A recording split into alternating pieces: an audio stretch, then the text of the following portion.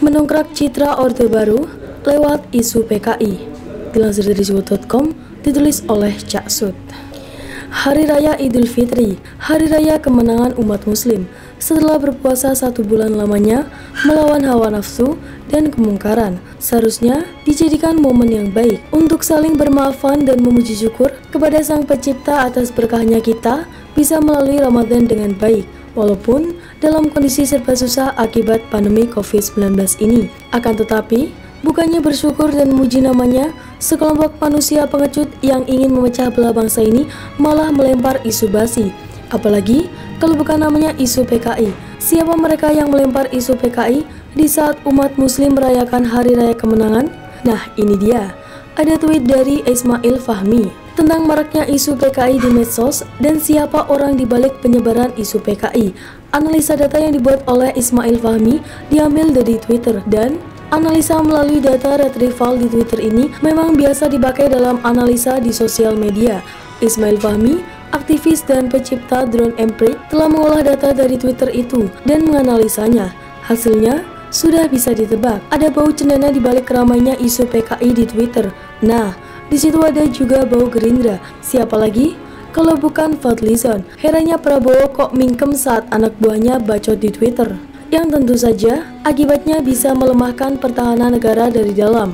Karena ancaman terhadap keutuhan negara itu bukan hanya dari luar, tetapi bisa juga dalam negeri itu sendiri. Kita lihat saja, apa Prabowo berani bertindak membungkam orang-orang yang merongrong keutuhan negeri ini?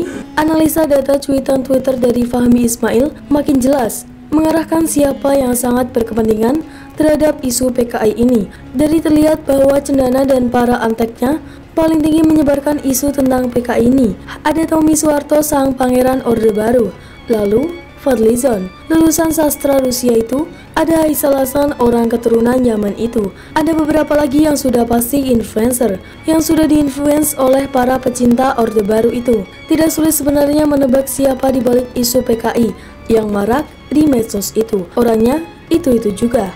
Tujuannya ya jelas, membuat masyarakat panik, mengadu domba dan menjelekkan pemerintah yang ujungnya ingin menjatuhkan pemerintah yang syah. Polanya sama, melempar isu PKI, menyanjung kehebatan Orde Baru yang menumpas PKI, dan ingin agar Orde Baru berkuasa kembali. Maklumlah citra Orde Baru begitu buruknya, karena mega korupsi yang dilakukan oleh para penguasa Orde Baru itu. Apa hasilnya? 32 tahun Orde Baru berkuasa, hutang, ya hutang. Apa ada MRT? Apa ada pertumbuhan jalan tol? Untuk generasi milenial, bacalah sejarah dengan benar, dan bandingkan apa yang sudah dilakukan Orde Baru dengan apa yang dilakukan oleh pemerintah kita sekarang ini. Jangan mudah terbius oleh hoaks. Bijaklah mencari informasi dan berita. Selalu cek dengan fakta yang ada. Orde Baru tumbang karena ditumbangkan oleh rakyat. Kekuatan rakyat yang muak dengan maraknya korupsi, kolusi, dan nepotisme dalam pemerintah dan bisnis telah menghancurkan moral dan mental bangsa ini. Saat Orde Baru tumbang, ada satu kesalahan besar yang dilakukan oleh bangsa ini, yaitu tidak membubarkan partai penggerak Orde Baru, yaitu Golkar. Padahal kita semua tahu, Golkarlah yang ada di balik Orde Baru itu.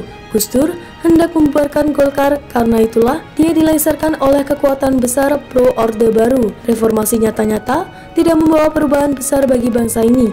Sebabnya apa? Ya karena masih ada kekuatan Orde Baru yang masih ingin berkuasa dan menguasai kekayaan bangsa ini hampir 2 dekade pasca reformasi. Baru seorang Jokowi yang berani membongkar birokrasi yang sudah terbentuk lama itu. Baru di zaman Jokowi lah semua bisnis berbau Orde Baru mulai dicabut. Mulai dari petrol, tentu saja menyebabkan sakit hati kelompok pendukung Orba, yang pundi-pundi emasnya mulai dicabut. Adian Apitulu pernah bilang, setiap generasi menghadapi musuh yang berbeda. Generasi perang kemerdekaan, mereka menghadapi musuh yang kelihatan, yaitu penjajah. Generasi Orde Baru menghadapi musuhnya sendiri, yaitu PKI. Generasi reformasi menghadapi musuhnya, yaitu Orde Baru, rezim yang korup. Generasi milenial akan menghadapi kembali neo Orde Baru dan kelompok yang ingin mengganti Pancasila.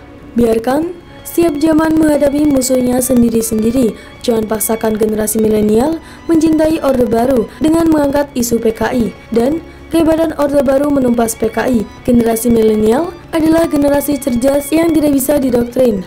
Mereka generasi yang biasa mengolah data dan menganalisa data, adalah biadab melempar isu PKI hanya untuk mengadu domba bangsa ini dan mengembalikan Orde Baru. Kita semua paham, komunisme tidak boleh ada di negeri ini, sama seperti korupsi, kolusi, dan nepotisme tidak boleh ada juga di negeri ini.